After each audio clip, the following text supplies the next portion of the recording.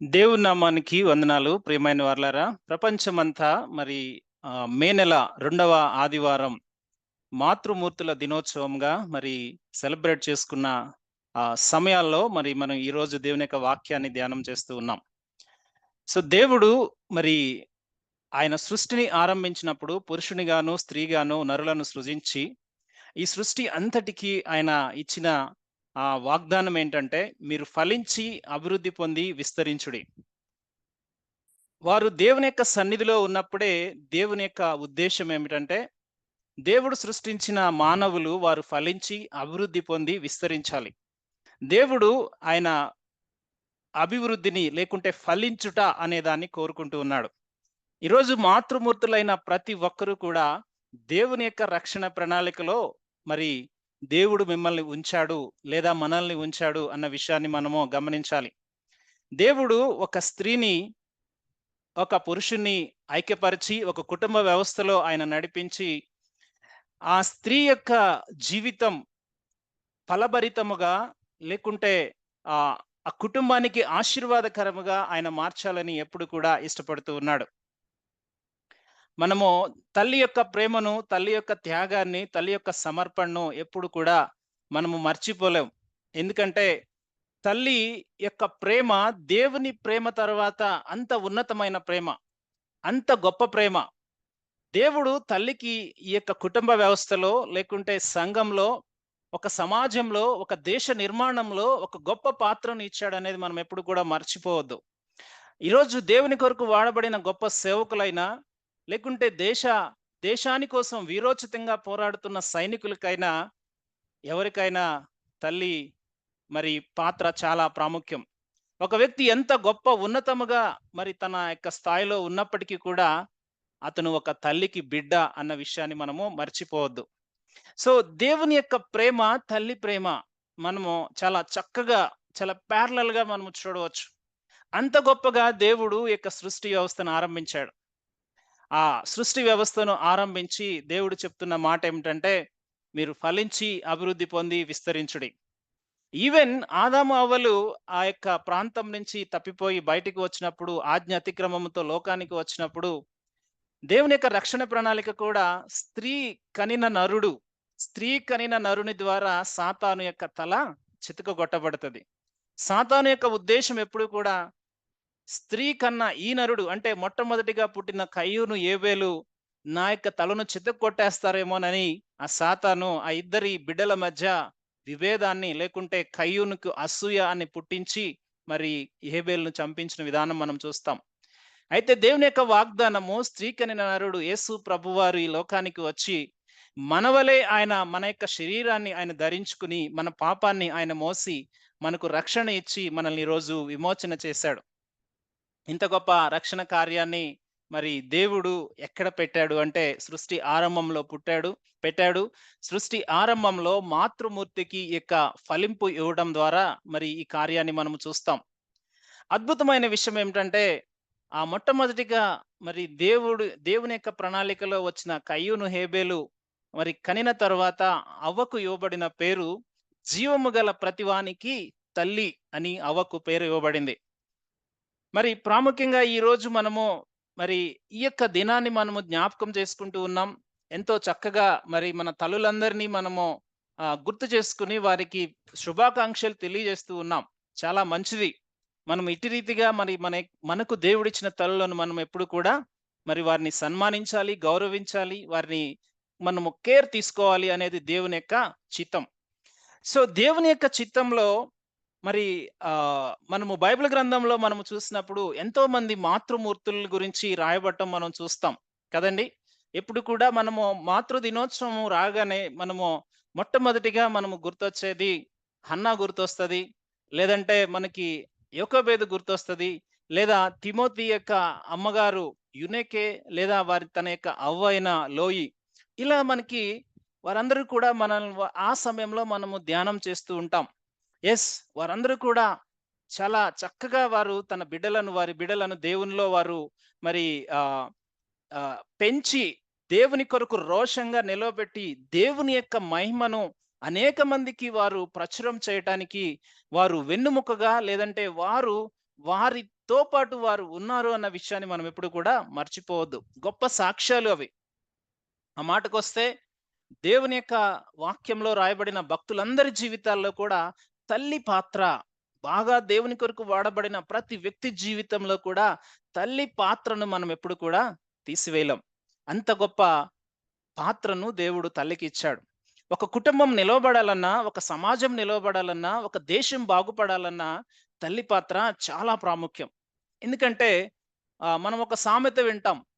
తల్లి చేలో మేస్తే దూడ గట్టు మీద మేస్తదా అన్న ఒక మాట మనం వింటాం కదండీ! తల్లి ఎక్కడుంటే బిడ్డ అక్కడ ఉంటది.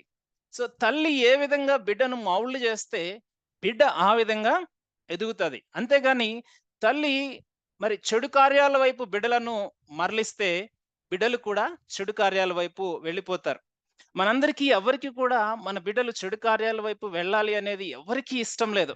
కానీ తెలియకనే మనము దేవుని యొక్క వాక్యాన్ని వారికి బోధించక, వారికి మనము నాశనం తీసుకొస్తూ ఉన్నామని సామెతల గ్రంథంలో మనం చూస్తాం. ఎందుకంటే ఒక చిన్న బిడ్డను దేవుని యొక్క వాక్యంలో మనం పెంచకపోతే వారు మరి పెద్దవారైన తర్వాత తొలగిపోతారు అన్న విషయాన్ని మనము చూస్తాం. అయితే ఈరోజు ప్రాముఖ్యంగా ఈ 2025 సంవత్సరం మే నెల 2వ వారం మాతృమూర్తుల దినోత్సవం సందర్భంగా ఒక నూతన ఆహ్, కుటుంబాన్ని లేదా మనము ఇప్పటివరకు ఆ రీతిలో ఆలోచించని విషయాన్ని నేను మీకు చెప్పాలని ఆశపడతా ఉన్నాను. దానికంటే ముందుగా మనం ఒక్కసారి ఒక తల్లి యొక్క ఆశ తన బిడ్డల పట్ల ముఖ్యంగా దేవుని యొక్క ప్రణాళికలో, దేవుని యొక్క రక్షణ ప్రణాళికలో ఉన్న మన కుటుంబాలన్నిటిలో ఒక తల్లి యొక్క ఆశ ఎలా ఉండాలి అనేది ఒక్క కథ, ఒక్క ఇన్సిడెంట్ ద్వారా, ఒక్క వచనం ద్వారా మనం చూసి ముందుకు వెళ్దాం. మనము మత్తయి సువార్త 20వ అధ్యాయము, మత్తయి సువార్త 20వ అధ్యాయము 20వ వచనంలో కొన్ని మాటలు మనం చదువుకుని ఒక తల్లి యొక్క ఆశ బిడ్డల పట్ల ఎలా ఉండాలి అనేది మనం ఒక్కసారి చూద్దాం. చాలా జాగ్రత్తగా ఈ మాటను గమనిద్దాం. చూడండి మత్తయి సువార్త 20వ అధ్యాయం 20వ వచనం. అప్పుడు జెబెదయి కుమారుల తల్లి తన కుమారులతో ఆయన ఎద్దకు వచ్చి నమస్కారము చేసి ఒక మనవి చేయబోగా, నీవేమి కోరుచున్నావని ఆయన అడిగెను. అందుకామె, నీ రాజ్యమందు ఈ నా ఇద్దరు కుమారులలో ఒకడు నీ కుడివైపును ఒకడు నీ ఎడమ వైపును కూర్చుండ సెలవిమ్మని ఆయనతో అనెను. చాలు. మనం ఈరోజు కేవలం ఈ తల్లి యొక్క ఆశను మనం చూస్తాం. నిజంగా తను ఆశపడింది ఏంటంటే దేవుని రాజ్యం వస్తుందని ప్రభువారు ప్రకటిస్తూ అనేక మందికి సువార్త చెప్తున్న ఆ సమయాల్లో మరి ప్రభువారుతో అత్యంత సన్నిహితంగా మెలుగుతున్న ముగ్గురు శిష్యులు పేతురు, యోహాను, యాకోబు మనకి తెలుసు. సో వీరిలో ఇద్దరు వారు ఒక తండ్రికి పుట్టిన ఇద్దరు శిష్యులు యాకోబు, యోహాను. వారి తల్లి వచ్చి ప్రభువు దగ్గర మనవి చేస్తా ఉంది. ఏమని మనవి చేస్తా ఉందంటే, అయ్యా నీ రాజ్యం వచ్చినప్పుడు నా ఇద్దరు కుమారుల్లో ఒకరిని నీ కుడి పక్కన ఒకరిని ఎడమ పక్కన కూర్చోబెట్టుకో దేవా. What a desire! ఒక తల్లికి అసలు ఉండవలసిన ఆశలో అది పారామౌంట్. అంటే దానికి మించిన ఇంకా ఆశ ఏమీ ఉండదేమో. ప్రభువారితో సమస్తాన్ని సృష్టించిన సృష్టికర్తతో ఆ రక్షకుని పక్కన కుడి వైపున ఎడమ వైపున నా బిడ్డలు కూర్చోవాలని నేను ఆశపడుతున్నాను. ఏమి కోరుకుంటున్నావో నీకు తెలియదమ్మా, అది నా చిత్తంలో లేదని ప్రభువారు సమాధానం ఇచ్చినప్పటికీ ఒక తల్లి ఆశ ఎలా ఉండిందనేది మనము తల్లి హృదయాన్ని మనము చూడొచ్చు. ఈరోజు అటువంటి డిజైర్, అటువంటి యాస్పిరేషన్ మన బిడ్డల పట్ల మనకు ఉండాలని మరి ఒకసారి ప్రభు పేరిట నేను మనవి చేస్తా ఉన్నాను. ఎందుకంటే ఆ డిజైర్ ఎప్పుడైతే ఒక తల్లి కలిగి ఉంటదో ఆ ఆ విధమైన ఆ విధమైన రోషంలో ఒక తల్లి ఎప్పుడు తన బిడ్డలను నడిపిస్తదో వారు ఉన్నతముగా ప్రభు యొక్క రాజ్యంలో వారు ఉంటారు. అలాగే ప్రభు కొరకు వారు వాడబడతారు. ప్రభు మహిమను ఈ సమాజానికి చూపిస్తారు. దేవుని యొక్క చిత్తంలో రక్షింపబడిన తల్లులు ఎంత బలముగా వారు దేవుని కొరకు వారు నిలవబడితే, వారి బిడ్డలను నిలవబెడితే సమాజాన్ని బాగు చేస్తారు, కుటుంబాలు బాగుపడతాయి. ఈరోజు భవిష్యత్ తరాన్ని ఒక అత్యంత ఉన్నతమైన స్థాయిలో నిలపగలిగే బాధ్యత దేవుడు మనకిచ్చాడు. స్త్రీ యొక్క జీవితం అది ఒక ఫలభరితముగా దేవుడు పెట్టి, ఆ స్త్రీకి దేవుడు ఆయన ఆ ఫలించే గుణాన్నిచ్చి, ఆ సంతానాన్నిచ్చి, దేవుడు ఆ సంతానాన్ని ప్రభు కొరకు ఇవ్వాలని ఇష్టపడుతూ ఉన్నాడు. మనమందరము మరి జన్మదినోత్సవాలు వచ్చినప్పుడు ఒకటే చెప్పుకుంటాం. సామెతల గ్రంథం కీర్తనల గ్రంథం 127 అధ్యాయాన్ని మనం చదువుతాం. అక్కడ చదివినప్పుడు కుమారులు యెహోవా అనుగ్రహించు స్వాస్థ్యము అని మనము చదివి గర్భఫలం యెహోవా ఇచ్చు బహుమానం అని మనం చదువుతూ దేవుని స్తుతిస్తాం. కానీ ఒక్కటి మాత్రం మర్చిపోతాం. నీకిచ్చిన కుమారులు, నీకిచ్చిన కుమార్తెలు, నీకిచ్చిన కుమార్తెలు నీకు దేవుడిచ్చిన బహుమానం. బహుమానం ఎప్పుడు కూడా ప్రీషియస్, చాలా వాల్యూ కలిగింది. ఎందుకంటే ఈ ప్రపంచంలో మరి దేవుడు మనకిచ్చిన బిడ్డల కంటే మనము ఆస్తిని ఎక్కువగా కోరతామా? లేకుంటే ఇంకేదైనా కోరతామా? మనం బిడ్డలను కోరతామా? బిడ్డలు అంత ప్రాముఖ్యమైన వారు. ఎందుకంటే వారు దేవుని యొక్క స్వరూపంలో దేవుడు మనకిచ్చాడు. వారిని మనం ఎంత ఉన్నతముగా పెంచితే అంత ఉన్నతముగా దేవుని నామము ఘనపరచబడతది. ఆయన రాజ్యం విస్తరించబడతది. ఈరోజు మనం ఉంటున్న సమయాలు ఎటువంటి సమయం అంటే చాలా ఫాస్ట్ జనరేషన్‌లో మనం ఉన్నాం. మరి బిడ్డలను ఏ విధంగా వారు మరి దేవుని కొరకు వారు నిలవబడగలరంటే తల్లి యొక్క ప్రయాసం ద్వారా. ఈరోజు నేను మీ ముందుకు కొన్ని ఒక కుటుంబ వ్యవస్థను ఒక కథలాగా తీసుకురావాలని ఇష్టపడతా ఉన్నాను.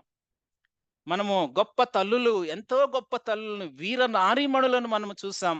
కానీ ఆహ్, కొన్నిసార్లు మరుగున పడిపోయిన కుటుంబాలను కూడా మనము జ్ఞాపకం జేసుకోవాలి. ఎందుకంటే దేవుని యొక్క పిలుపులో ప్రతి కుటుంబము కూడా ఒక పర్పస్‌తో ఏర్పరచబడింది. ఈ మాటను మనం గమనించాలి. ప్రతి తల్లి కూడా ఒక పర్పస్‌తో దేవుడు వారికి ఆ బాధ్యతనిచ్చాడన్న విషయాన్ని మనం మర్చిపోవద్దు. ప్రతి తల్లికి ఈ బాధ్యత ఉంది. సో, కొన్ని విషయాలు నేను మీకు చెప్పాలని ఇష్టపడతా ఉన్నాను. ఒక మహా అద్భుతమైన ఘట్టం, దేవుడు పరిచర్య చేస్తున్న సమయం అది. కొత్త నిబంధన కాలం.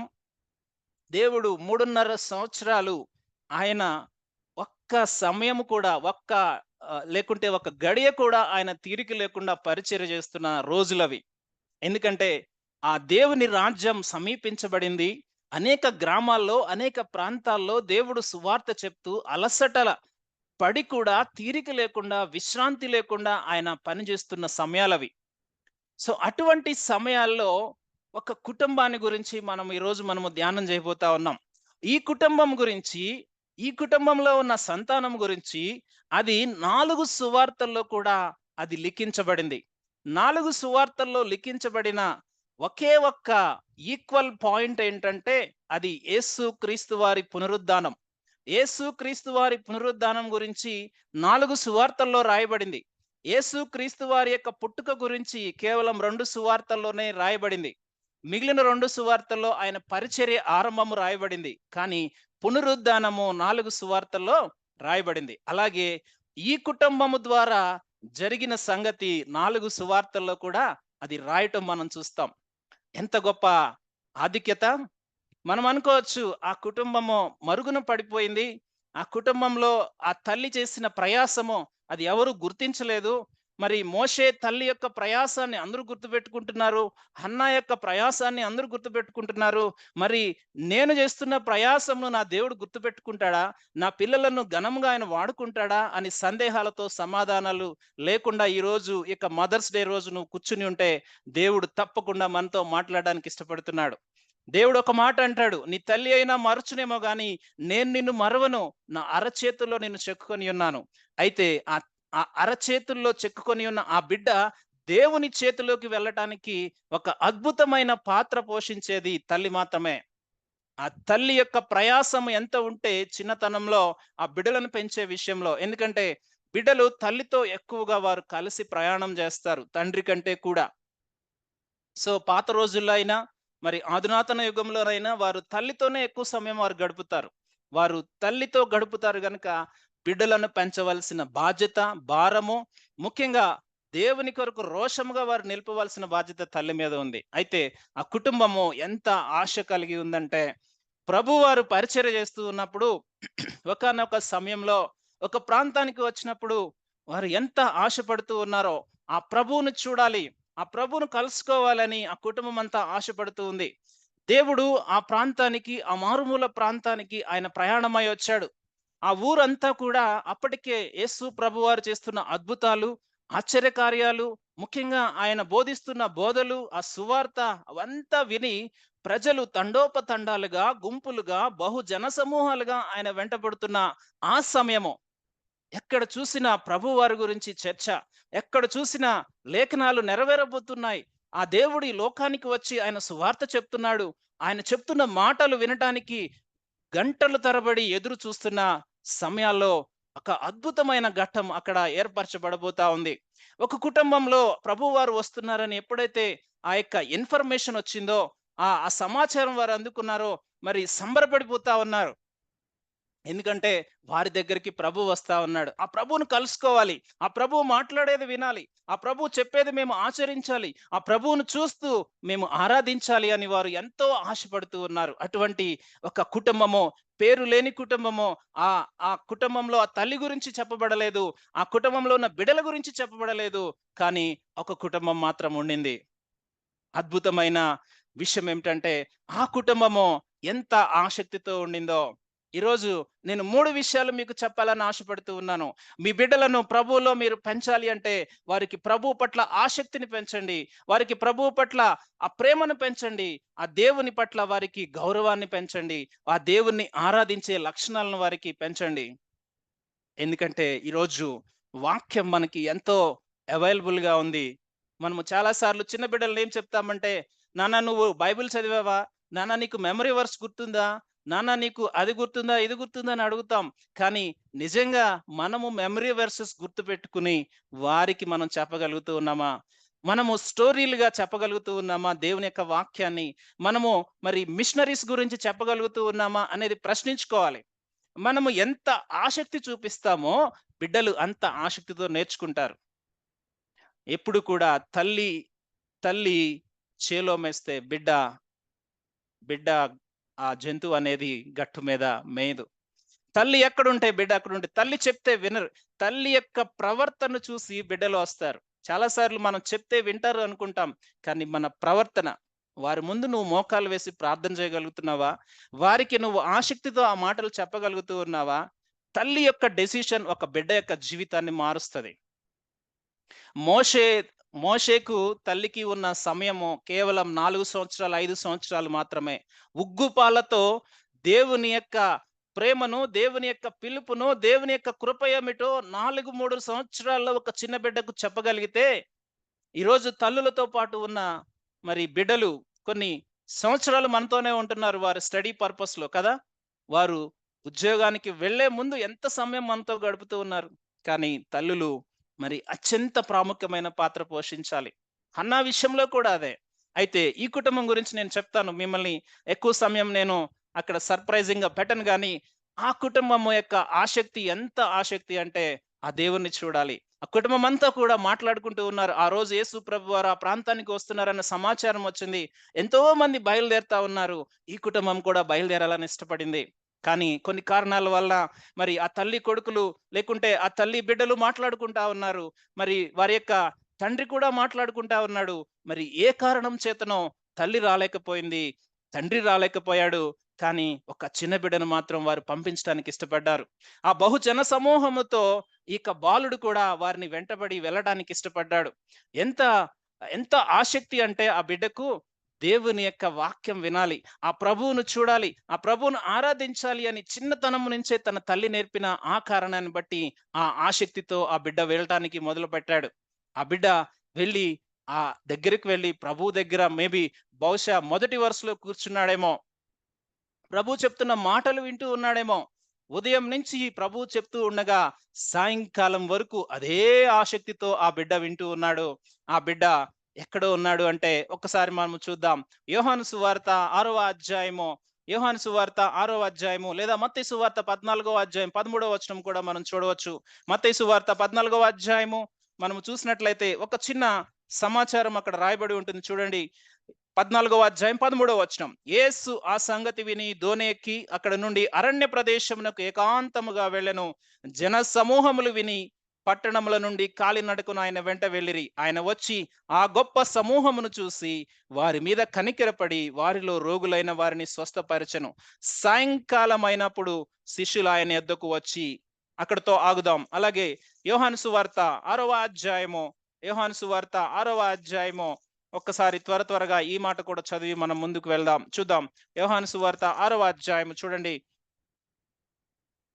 6వ అధ్యాయము మొదటి నుంచి చదువుతా ఉన్నాను. అటు తరువాత యేసు తిబెరయ సముద్రమును అనగా గలిలయ సముద్రమును దాటి అద్దరికి వెళ్ళెను. రోగుల ఎడల ఆయన చేసిన సూచక్రియలు చూచి బహు జన సమూహములు ఆయన్ని వెంబడించిరి. యేసు కొండ ఎక్కి అక్కడ తన శిష్యులతో కూడా కూర్చుండెను. దేవుడు ఆ అరణ్య ప్రాంతానికి వెళ్ళి కొండ ఎక్కి కూర్చుని ఆ జన సమూహం అంతటికి బోధిస్తా ఉన్నాడండి. ఆయన బోధిస్తా ఉంటే సమయం తెలియలేదు. ఆయన ఉదయ కాలమున మొదలు పెట్టాడేమో, ఆ అరణ్య ప్రదేశంలో చుట్టుపక్కల ఉన్న గ్రామాలందరూ వాడు వెళ్ళారు. అయితే ఒక కుటుంబంలో నుంచి మాత్రం ఒక చిన్న బిడ్డ మాత్రమే వెళ్ళాడు. ఆ చిన్న బిడ్డ వెళ్ళటానికి వెనకాల ఆ తల్లి యొక్క ఆసక్తి, ఆ తల్లి నేర్పిన ఆ యొక్క ఆసక్తి ఆ బిడ్డ విషయంలో అది ఫలభరితమై ఆ దేవుని దగ్గరకు వెళ్ళి ఆ దేవుని యొక్క సన్నిధిలో ఆ బిడ్డ ఉదయం నుంచి సాయంత్రం వరకు అదే ఆసక్తితో వాక్యం వింటూ ఉన్నాడు. మన బిడ్డలు ఎంత ఆసక్తితో వాక్యం వినగలుగుతున్నారా? మన బిడ్డలు ఎంత ఆసక్తితో దేవుని యొక్క మరి సన్నిధి కొరకు ఎదురు చూస్తా ఉన్నారా? మనం ఈ మధ్య చూస్తాం వీబీఎస్‌ల కోసం మరి బిడ్డలు ఆసక్తి చూపిస్తా ఉన్నారా? చాలా మంది బిడ్డలు వీబీఎస్‌కి వెళ్ళాలని ఎంతో కొన్ని కుటుంబాల్లో నేను చూస్తాను. వారు వీబీఎస్ వచ్చిందంటే వదిలిపెట్టకుండా 10 రోజులు, 15 రోజులు వారు దేవుని సన్నిధిలో గడపడానికి ఇష్టపడతారు. ఈ ఆసక్తి ఎక్కడి నుంచి వస్తది? తండ్రి నుంచి, తల్లి నుంచి వస్తది. అయితే ఈ పర్టిక్యులర్ ఇన్సిడెంట్‌లో ఆ తల్లి, తండ్రి రాలేదు గానీ, ఒక బాలుడు మాత్రం ఈ అరణ్య ప్రాంతానికి తన మిగిలిన గ్రామస్తులతో సహా ప్రయాణించి అక్కడికి వెళ్ళటానికి మరి తను ఇష్టపడ్డాడు. వెళ్ళటమే కాదండోయ్! ఆ బిడ్డ ఎక్కడున్నాడంటే మేబీ బహుశా అన్ని వేల జన సమూహాల్లో అక్కడ అక్కడ ప్రభువారు ఆహారం గురించి మాట్లాడినప్పుడు అసలు ఒక బిడ్డ అక్కడున్నాడనేది ఎలా తెలిసింది? అన్ని వేల జనసమూహాల్లో నేననుకుంటాను ఆ బిడ్డ వెళ్లి మొదటి లైన్‌లో కూర్చున్నాడేమో. వెళ్తూ ఉన్నప్పుడు మరి అక్కడ ప్రభువు దగ్గరికి వెళ్లి కూర్చుంటూ ఉన్నప్పుడు తనతో పాటు తీసుకువెళ్ళిన ఆ లంచ్ బాక్స్, ఆ క్యారియర్ 5 రొట్టెలు, 2 చేపలు మరి అవి తీసుకువెళ్తూ ఉన్నప్పుడు అక్కడున్న శిష్యులు, "నాన్న ఏంటి ఇలా వచ్చావు? మీ మమ్మీ రాలేదా? మీ డ్యాడీ రాలేదా?" అని అడిగినప్పుడు, "లేదు అంకుల్ వాళ్ళు రాలేదు. వాళ్ళకి రావడానికి వీలు పడలేదు. నేనే వచ్చాను." అంటే, "సరే మరి నువ్వేంటి ఏదో పట్టుకొనొచ్చావు గదా! ఏంటంటే?" "నేను నాకు లంచ్ కోసం తెచ్చుకున్నాను అంకుల్" అని చెప్పేసి ఉండొచ్చు. ఎందుకంటే ఆ బిడ్డ తెచ్చుకున్న విషయాన్ని వాళ్ళు నోట్ చేశారు. కానీ ఒక్క విషయం గమనించండి. ప్రభువారు ఉదయం నుంచి సాయంత్రం వరకు ఆయన వాక్యం చెప్తూ ఉంటే ఈ బిడ్డ కనీసం వాటిని టచ్ కూడా చేయలేదు. అంటే వాక్యం పట్ల ఎంత ఆసక్తితో ఉన్నాడో. మేము రీసెంట్‌గా కర్ణాటక మిషన్ ఫీల్డ్‌కి వెళ్ళాం. వెళ్ళినప్పుడు ఒక కుటుంబంలో ఆరాధన జరుగుతూ ఉన్నప్పుడు ఒక చిన్న పాప అందరము ఆరాధన చేస్తూ ఉన్నాం గానీ, ఒక పాప మాత్రం తను ఎంత లీనమైపోయి అంటే తను కనీసం కళ్ళు కూడా తెరవడానికి ఇష్టపడట్లేదు.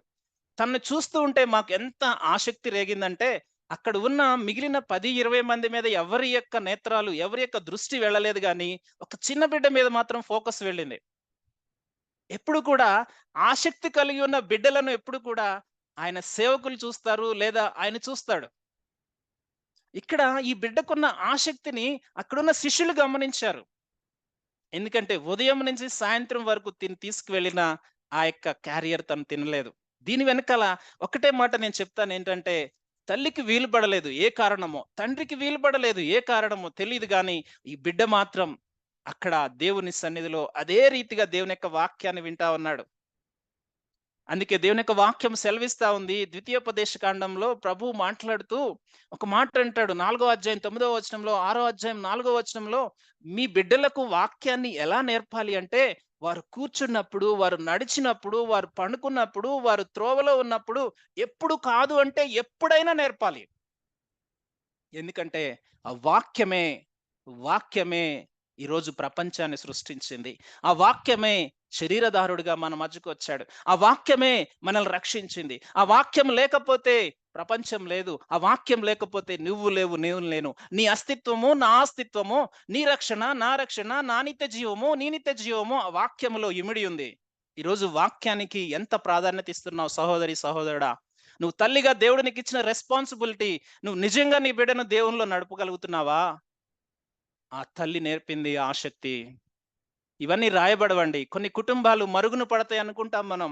కానీ దేవుడు ఒక మహా అద్భుతం అటువంటి నెగ్లెక్టెడ్‌గా ఉన్న వారి ద్వారా దేవుడు కార్యాలు చేయాలని ఇష్టపడతా ఉన్నాడు. మేబీ బహుశా ఎవరు ఆ చిన్న బిడ్డ గురించి అంతగా ఆలోచన చేయకపోయుండొచ్చు. కానీ ప్రభువు తన ద్వారా గొప్ప కార్యం చేయాలని ఆశపడతా ఉన్నాడు. దీని వెనక కారణం ఏంటో తెలుసా? ఆ తల్లి ఆసక్తి, ఆ బిడ్డలో ఆసక్తి. తల్లిలో ఆసక్తి ఉంటే బిడ్డలో ఆసక్తి వస్తది.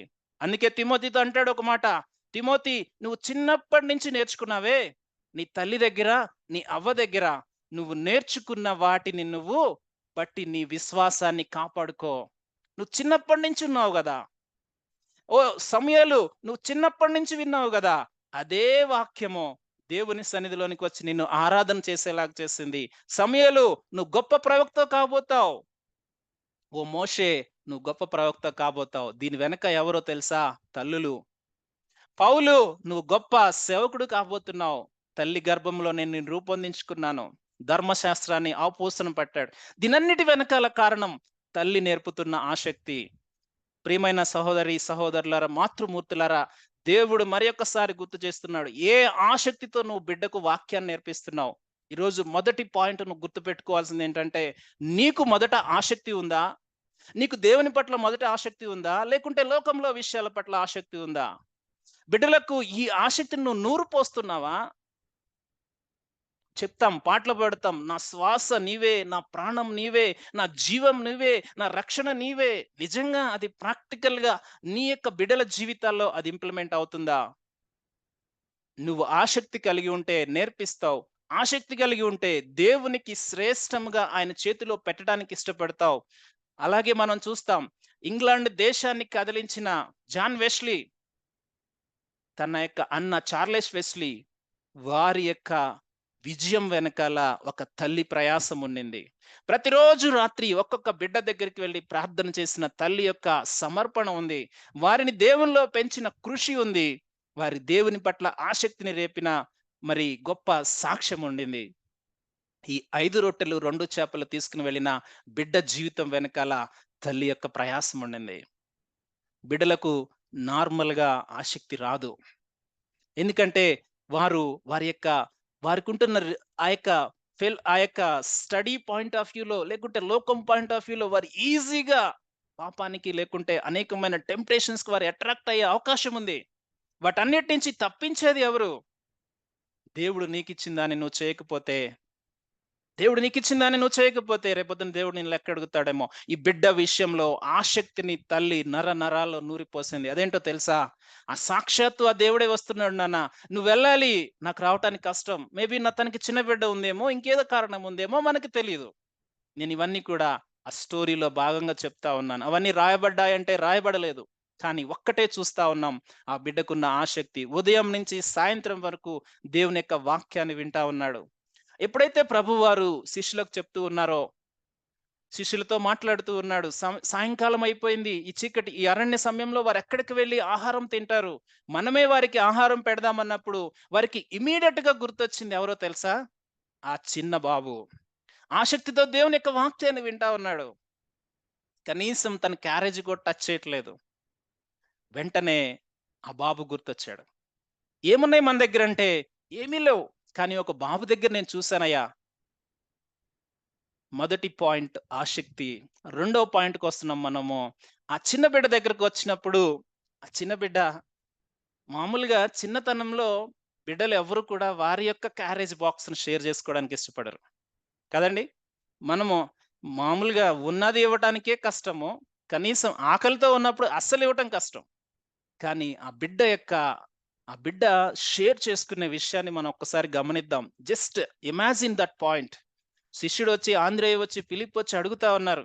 నాన్న నీ దగ్గరున్న క్యారేజ్ బాక్స్ ఇస్తావా? ప్రభువు అడుగుతా ఉన్నాడు. అంకుల్ ఇదిగో తీసుకోండి. ఎలా ఇవ్వగలిగాడు? ఎలా ఇవ్వగలిగాడు? ఇక్కడ కూడా తల్లి యొక్క బాధ్యతను మనం గమనించాలి. చిన్న బిడ్డలకు చిన్నతనం నుంచే షేర్ చేసుకునే భాగ్యాన్ని వారికి నేర్పించాలి. ఇది నాది అన్న ఆలోచన నుంచి ఇది అందరిది, ఇది ప్రభువు ఇచ్చాడు. వారికి మనం నేర్పించవలసింది ఏంటంటే, ఇది ప్రభువు ద్వారా మనం పొందుకున్నాం. చిన్నతనం నుంచి ప్రభువు మనకిచ్చాడు. దీన్ని వేరే వారికి మనం పంచడానికి ముందుండాలి అని వారికి నేర్పించడం ద్వారా, వారికి ప్రేమతో చెప్పడం ద్వారా, వారికి కథల ద్వారా చెప్పడం ద్వారా, వారికి అవసరతలు చూపించడం ద్వారా మనం వారికి షేర్ చేసుకోవడం నేర్పించాలి. చాలా సార్లు ఈరోజు మనకున్న ఆ యొక్క ఆహారము మనము చాలా సార్లు మనము దుర్వినియోగం చేస్తాం. బిడ్డలకు చెప్పాలి. చాలా మంది తినకపోక వారు చనిపోతా ఉన్నారు. మీరొక్కసారి చూస్తే మనమున్న ఏరియాల్లోనే చాలా మంది పేద పిల్లలు కనీసం ఆహారం లేక పడిపోతున్న పరిస్థితులు. మన మన లొకాలిటీలోనే. ఇంకా మనకు చూపిస్తే ప్రపంచంలో ఆఫ్రికా ఖండంలో మనము చూస్తే ఎముకల గూడ్లు చూస్తాం మనం. కానీ మనకేది కన్సర్న్ దాని పట్ల? బాధ్యత ఏది? అట్‌లీస్ట్ బిడ్డలకు నాన్న నువ్వు ఇది పంచుకోవడం ద్వారా ఒక లైఫ్ లేదంటే కొంతమందికి ఇది ఆహారము దేవుడిస్తాడు అన్న బాటను మనం నేర్పిస్తే, ఆ బిడ్డలు వారి యొక్క పంచుకునే విషయంలో ఎప్పుడు కూడా అంటండి, మన కోసం మనం దాచుకుంటే అదెప్పుడు సాటిస్ఫాక్షన్ ఇవ్వదంట. మనం పంచగలిగితే పంచినప్పుడు అసలు కొదువే ఉండదు. ఈ బిడ్డ ఇచ్చింది తనకేదో మిగిల్చుకుని ఇచ్చింది కాదు. ఒక మాట గమనించాలి. ఆ తల్లి తన కోసము 5 రొట్టెలు, 2 చేపలు కట్టి ఇస్తే క్యారేజ్ బాక్స్ తనేం చేశాడో తెలుసా? మొత్తం ఇచ్చేసాడు. మనం ఎవరికైనా పెట్టాలి అంటే మనకేముందో అనేది ఆలోచన చేసుకొని మనం పెడతాం. కానీ ఈ తల్లి నేర్పించిన గొప్ప గుణ లక్షణం ఏంటంటే షేర్ చేసుకోవటం. షేర్ చేసుకోవటం వల్ల మనం ఏం చేస్తామంటే అనేక మందికి మేలు చేస్తాం. రేపొద్దున మహా తీర్పు జరగబోతున్నప్పుడు దేవుడు ఇవే అడుగుతాడు. అయ్యా! నువ్వేం చేశావు? దేవా! నువ్వెప్పుడొచ్చావు నా దగ్గరికి? దేవా! నువ్వెప్పుడు అడిగావు? నీ అవసరతను ఎప్పుడు అడిగావు? ఇని మనం ఇలా సాకులు చెప్తూ ఉంటే దేవుడు చెప్తాడు, "నువ్వు పలానా వారిని ఆదరించావు. రోగంతో ఉన్నప్పుడు ఆదరించావు.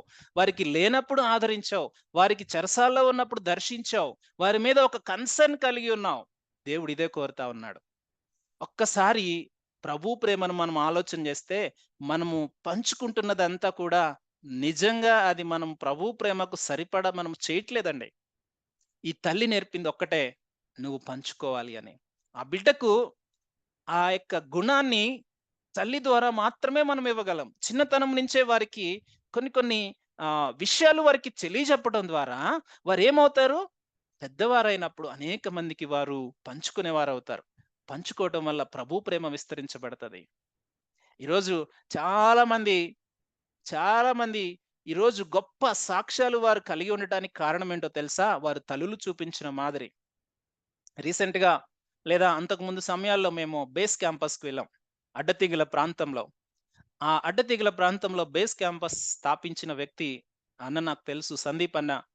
ఆయన చెప్తున్న సాక్ష్యం ఏమిటంటే, తను యవనస్తుడిగా ఉన్నప్పుడు తను చూసిన ఒక్క ఇన్సిడెంట్ ఏంటంటే, ఒక ప్లాట్‌ఫార్మ్ మీద తను ఉన్నప్పుడు, ఒక భిక్షగాడు ఆ ప్రాంతంలో తనకి ఆహారం దొరకక ఆ ప్లాట్‌ఫార్మ్ మీదున్న మానవ విసర్జితాన్ని తీసుకొని తినబోతూ ఉంటే, ఇంకొక భిక్షగత్తె వచ్చి త్వరగా వెళ్లి తన తన చెంప మీద ఒకటి కొట్టి, తన చేతిని తీసుకువెళ్లి కడిగి, తర్వాత తన దగ్గరున్న ఆ అరటిపళ్ళు ఇచ్చి, ఆ వ్యక్తిని తీసుకొచ్చి మరలా ప్లాట్‌ఫార్మ్ మీద కూర్చోబెట్టింది.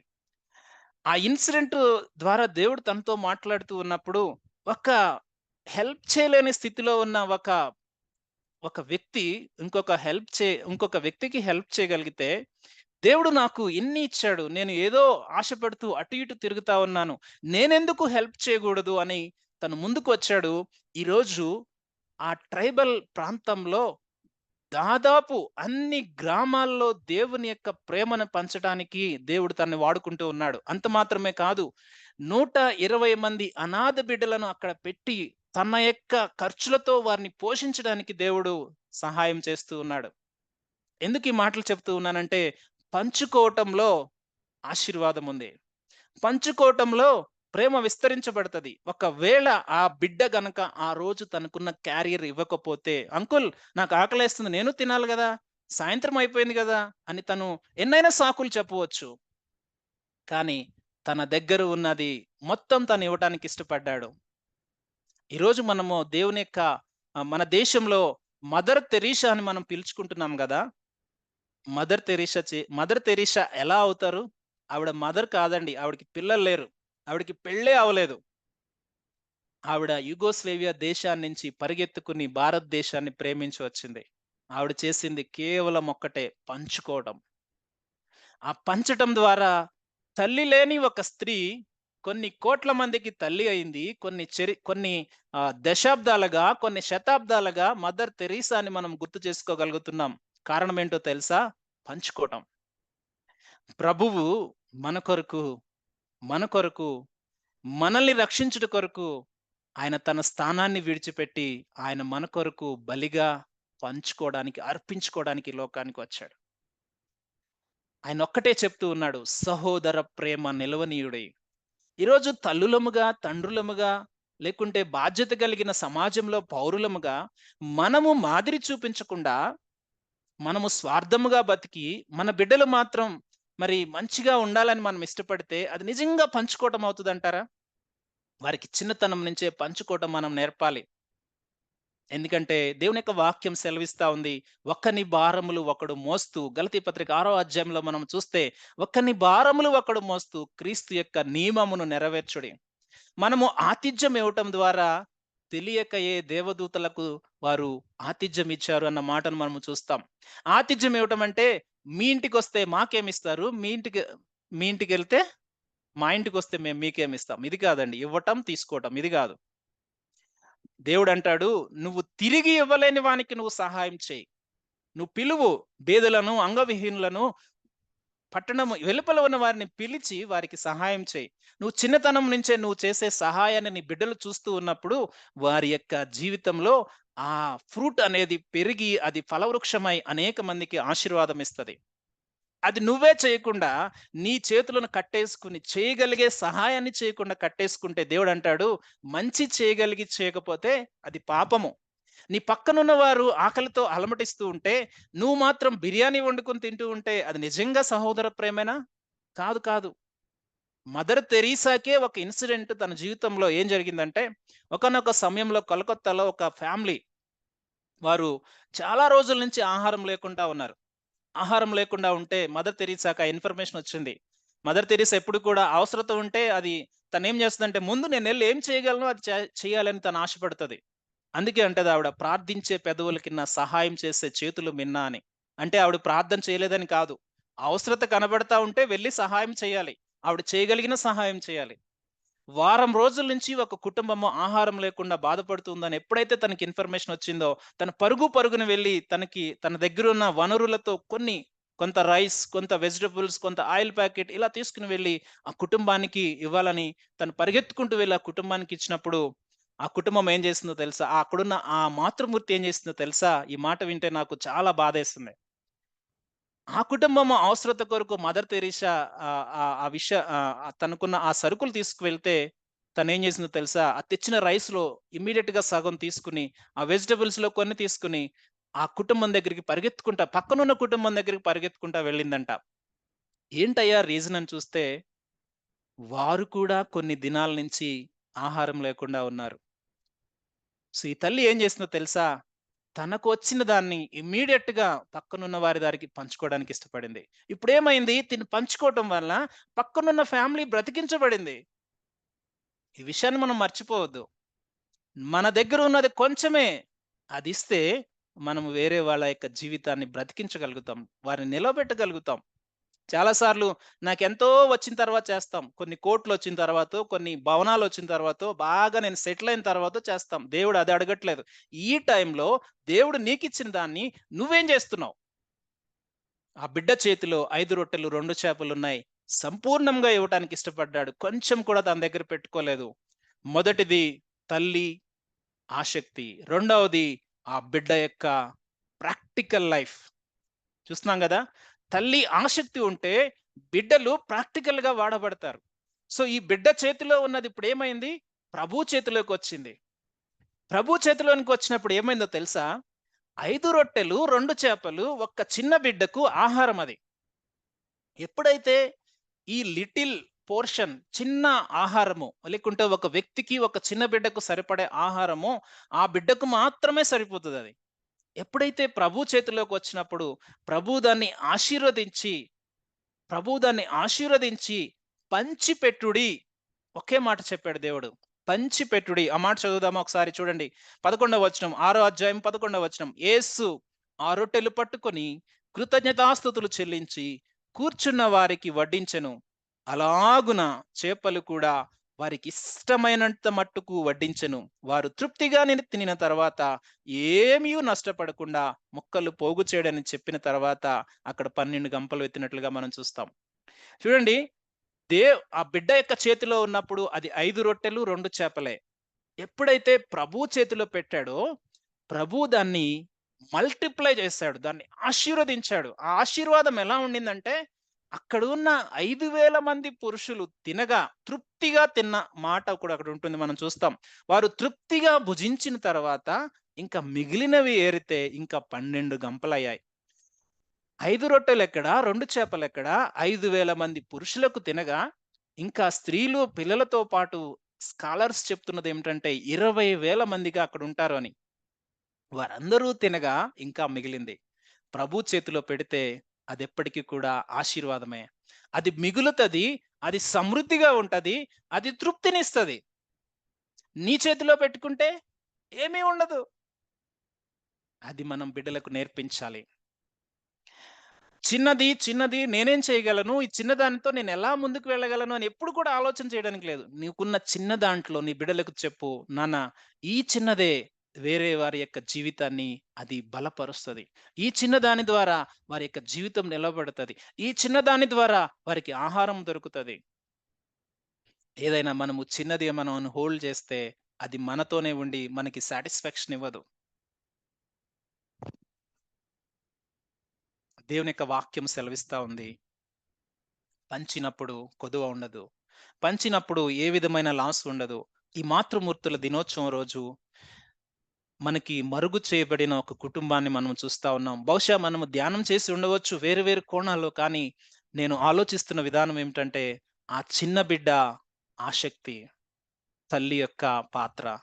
ఆ చిన్న బిడ్డ పంచుకోవడానికి ఇష్టపడ్డాడు. తల్లి యొక్క పాత్ర. ఆ చిన్న బిడ్డ తనకున్నది చిన్నదే దేవుని చేతిలో పెట్టడానికి ఇష్టపడ్డాడు. ఆశీర్వాదము. దేవుని యొక్క వాక్యం సెలవిస్తా ఉంది. నువ్వు పంచి పెట్టడానికి ముందొస్తే అది ఆశీర్వాదంగా ఉంటది. నువ్వు పంచిపెట్టేది దేవుని చేతిలో పెడితే అది బహు ఆశీర్వాదం అవుతది. అది తృప్తిగా ఉంటది. అనేక జనులను అది తృప్తిపరుస్తది. దేవుని యొక్క వాక్యంలో మనము చూస్తాం. దేవుడు శిష్యులను ఏర్పరచుకున్నప్పుడు 12 మందినే ఏర్పరచుకున్నాడు. అది చిన్న గుంపు మాత్రమే. ఆ చిన్న గుంపుతో అది ఆగిపోవటానికి వీల్లేదు. దేవుని యొక్క ప్లాన్ ఎప్పుడు కూడా నీ చేతిలో ఉన్న చిన్నది ఆగిపోవటానికి వీల్లేదు. అదేమవ్వాలి? అది పంచిపెట్టబడాలి. శిష్యులు ఎప్పుడైతే 12 మంది, 120 మంది వారేం చేశారు? పంచిపెట్టడం మొదలుపెట్టారు. దేవుని ప్రేమను వారు పంచిపెడుతూ ఉన్నారు. పంచిపెడుతూ ఉన్నారు. పంచిపెడుతూ ఉన్నారు. ఏమైందో తెలుసా? ప్రపంచానికి ఈరోజు మనకి సువార్త వచ్చింది. వారు పంచిపెట్టకుండా నా కోసమే దేవుడు చేశాడని కూర్చోడానికి వీల్లేదు. ఈరోజు నాకు ఏసీ ఉంది. ఈరోజు నాకు కారుంది. ఈరోజు నాకు ఇల్లుంది. ఈరోజు నాకు ఇదుంది, అదుందని చంకలు కొట్టుకుంటా కూర్చుంటే అది నీ కోసంగా దేవుడిచ్చింది. నువ్వు అవసరతలో ఉన్న వారిని గుర్తిస్తున్నావా?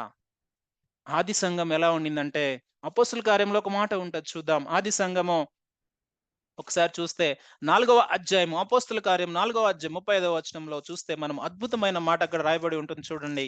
అపోస్తుల కార్యం 4వ అధ్యాయం 35వ వచనం నేను ముగిస్తా ఉన్నాను. చూడండి. వారు ప్రతివానికి వాని వాని అక్కర కొలది పంచిపెట్టిరి గనుక వారిలో ఎవనికీ కొదువలేకపోయెను. ఇదేంటండి? వారి వారి అక్కర కొరకు పంచిపెడితే వీరికి కొదువు లేకుండా పోవటం ఏంటి? ఆలోచించేయండి. ఎప్పుడైతే మన దగ్గర ఉన్నది కొంచెమే మనం పంచుతామో మనకి కొదువుండదండి. మనకు కొదువుండదు. దేవుడు గదా! అందుకే అంటాడు, "మీరు దేని గురించి చింతిస్తా ఉన్నారు? ఆయన నీతిని, ఆయన రాజ్యాన్ని వెతకుడి." మనకి వాక్యమంతా తెలుసు. కానీ వాక్య ప్రకారంగా జీవించటమే కష్టం మనం. ఈరోజు మన క్రైస్తవ ప్రపంచంలో వాక్యం గురించి బోధించమంటే గంటలు గంటలు మాట్లాడేవారు ఎంతో మంది ఉన్నారు. వాక్యం బోధించటం గొప్ప గాదు. వాక్య ప్రకారం జీవించటం గొప్ప. ప్రాక్టికల్ టెస్టిమనీ కావాలి మన జీవితాల్లో. ఈరోజు తల్లులుగా దేవుడు గుర్తు చేస్తూ ఉన్నదొక్కటే. నీ బిడ్డను దేవుని యొక్క వాక్యంలో, దేవుని యొక్క ప్రేమలో, దేవుని కొరకైన ఆసక్తిలో నువ్వు పెంచుతున్నావా? ఆ 5 రొట్టెలు, చిన్న చేపలు పట్టుకున్న ఆ చిన్న బాలుడు వలె నీ బిడ్డకు ఆసక్తి ఉందా? తన చేతిలో ఉన్నది ప్రభు చేతిలో పెట్టడానికి ఆ చిన్న బిడ్డ నిర్ణయం తీసుకున్నాడే! ఆ చిన్న బిడ్డ గనక నిర్ణయం తీసుకోకపోతే 5,000 మంది ఆకలితో మాడేవారక్కడ. అది భౌతికమైన ఆకలనుకోవచ్చు. ఇది ఈ అద్భుతము సాకారం అవ్వాలి అంటే, ఈ మల్టిప్లై బ్లెస్సింగ్ సాకారం అవ్వాలి అంటే, ఒక చిన్న బిడ్డ కావాలి. ఒక చిన్న బిడ్డ కావాలి అండి. ఆ చిన్న బిడ్డ నీ కుటుంబంలో ఉన్న బిడ్డ నీకిచ్చిన బిడ్డ ఎందుకు కాకూడదు? ఆ చిన్న బిడ్డ లేకపోతే ఆ అద్భుతము సాకారమయ్యేది కాదు. ప్రభువు ఇంకొక రీతిగా ఇచ్చేవాడేమో. కానీ దేవుడు రాయిస్తా ఉన్నాడు. ఆ బాలుడి పేరు మనకు తెలీదు. ఆ బాలుడి యొక్క తల్లిదండ్రుల పేర్లు మనకు తెలీదు గానీ, వారి యొక్క విశ్వాసము, వారి యొక్క దేవుని మీద ఆధారపడిన జీవితము, వారు దేవుని కొరకున్న ప్రేమ, దేవుని కొరకున్న రోషము ఈ కుటుంబంలో మనము ప్రత్యక్షంగా చూడొచ్చు. కదా! ప్రత్యక్షంగా చూడొచ్చు. ఆ బిడ్డ ఇచ్చిన కారణాన్ని బట్టి ఆశీర్వాదము అనేక మందికి పంచబడింది. పంచబడటమే కాదు, సమృద్ధిగా పంచబడింది. సమృద్ధిగా పంచబడటమే కాదు, ఇంకా మిగిలింది. ఈరోజు అటువంటి దేవుని యొక్క దేవుని యొక్క కార్యానికి నీ కుటుంబం ఒక పాత్రగా మారాలి అంటే నువ్వు ముందుకొస్తావా? దేవుని యొక్క వాక్యము చిన్నతనంలోనే వారికి నేర్పు. వాడు పెద్దవాడైన తర్వాత తొలగిపోడు. దేవుని యొక్క ప్రేమను చిన్నతనంలోనే వాడికి గుర్తు చేయి. వాడు పెద్దవాడైన తర్వాత అనేక మందికి ఆశీర్వాదకరంగా ఉంటాడు. దేవుని యొక్క ప్రేమను నీ దగ్గరున్న చిన్న చిన్న విషయాల్లో వారికి షేర్ చేసుకోవటం నేర్పించు. అది ఎప్పుడు కూడా కొదువ ఉండదు. ఈరోజు మాతృమూర్తులముగా మనమందరము ఈ యొక్క సందేశాన్ని మనం వింటున్నామంటే మన జీవితాల్లో ప్రాక్టికల్ టెస్టిమనీని దేవుడు కోరుతా ఉన్నాడు. పిల్లల్ని ఏదో దేవుడు ఊరికే ఇవ్వలేదండి. చాలామంది అంటారు, "ఏదో మేము ప్లాన్ చేసుకోలేదండి పిల్లలు పుట్టేసారు" అని. పిల్లలు అన్‌ప్లాన్డ్‌గా పుట్టారు కాదు. మేబీ నువ్వు అన్‌ప్లాన్డ్‌గా ఉన్నావేమో. కానీ దేవుని యొక్క చిత్తంలో వారు అన్‌ప్లాన్డ్‌గా లేడు. వారు ప్లాన్డ్‌గానే వచ్చారు. వారు ప్లాన్డ్‌గా వచ్చినప్పుడు గాడ్స్ పర్పస్ ఉంది. ఆ పర్పస్‌ను ఫుల్‌ఫిల్ చేయాలి అంటే తల్లిగా నీ పాత్ర ఏమిటి? ఈరోజు ఈ 5 రొట్టెలు, 2 చేపలు చిన్న బిడ్డవాని ద్వారా తన తల్లి ద్వారా మనం నేర్చుకుంటున్న మాటలేమిటంటే దేవుని కొరకైన ఆసక్తి. దేవుని కొరకు తన దగ్గర ఉన్నది ఇవ్వటానికి ఇష్టపడే మనస్సు. ఈరోజు మనం కలిగి ఉందామా? దేవుని యొక్క వాక్యం సెలవిస్తా ఉంది. మనము పంచుకోవటం ద్వారా అది అభివృద్ధి పొందుతది. అభివృద్ధి ఎలా వస్తది? ఆనాడు సువార్త యెరూషలేములోనే ఆగితే, ఈరోజు మనం తెలుసుకోలేకపోయేవారం. ఆనాడు ఆ చిన్న బిడ్డ తన దగ్గరే హోల్డ్ చేసుకుంటే, కొంతమందికి ఆశీర్వాదకరంగా ఉండేది కాదు. తల్లులు ఎప్పుడు కూడా దేశం కొరకైన రోషం కలిగి ఉండాలి. కుటుంబాల కొరకైన రోషం కలిగి ఉండాలి. తర్వాత వచ్చే జనరేషన్ కొరకు రోషం కలిగి ఉండాలి. అంతేకాని నా స్వార్థం, నా కుటుంబం, నా జీవితం, నా కొడుకు ఈ విధమైన ఆలోచనలో నుంచి మనం పక్కన వస్తే మనము ఆశీర్వాదకరంగా ఉంటాం. ఆ వాక్యమైన దేవుని యొక్క ఉద్దేశము ఆ బిడ్డ జీవితంలో నెరవేరాలి అంటే ఆ తల్లి ప్రేమ, ఆ తల్లి యొక్క త్యాగం, ఆ తల్లి యొక్క సమర్పణ నీ జీవితం ద్వారా వారు పొందుకుని ఒక గొప్ప వాసులుగా వారు నిలవబడుతూ అనేక మందిని మహిమలోనికి తెప్పించే బాధ్యతను దేవుడు నీకిస్తూ ఉండగా మనము ఆలోచన చేద్దాం. ఈరోజు మనకి దేవుడిస్తున్న ఇక వాక్యాన్ని బట్టి ఒక్కసారి మనల్ని మనము ఆలోచన చేసుకుందాం. మనల్ని మనము ఆలోచన చేసుకుని దేవుని యొక్క సన్నిధిలో